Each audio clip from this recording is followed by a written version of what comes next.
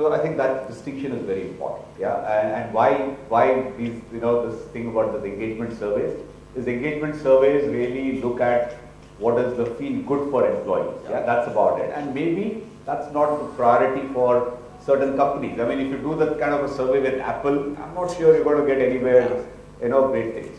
But again, if you look at culture, it is very much linked to strategy of that company. Let's take a company which is a strong execution-oriented company.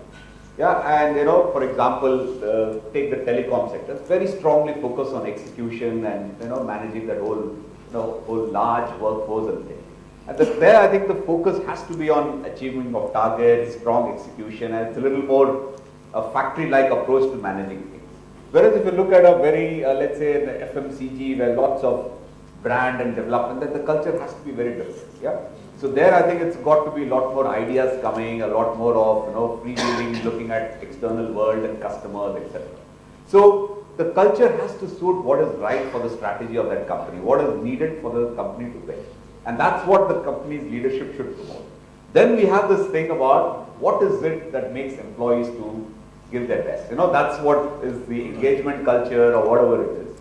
There I think there's a lot of hygiene we need to do. And as Anand said, there's a trade-off. For some companies, you can put a lot more money in it because for you that's critical for success. For some others, it may be fine, this is good. I'm not going to put so much money on this, but I'm going to put more focus on that because that's needed for my business. So I think those are trade-offs that leaders make. So we got to understand that, it's just that there is a part of culture which has got to be aligned with strategy. And the reason for some companies having great environment but not being successful is that they don't have the right culture for their strategy, or maybe the strategy is wrong. Absolutely. That's what is needed for success. But this hygiene part of having everybody enjoying, working well, working together, that's something we got to keep providing. And to the extent you want to invest on it depends on different companies and what they focus.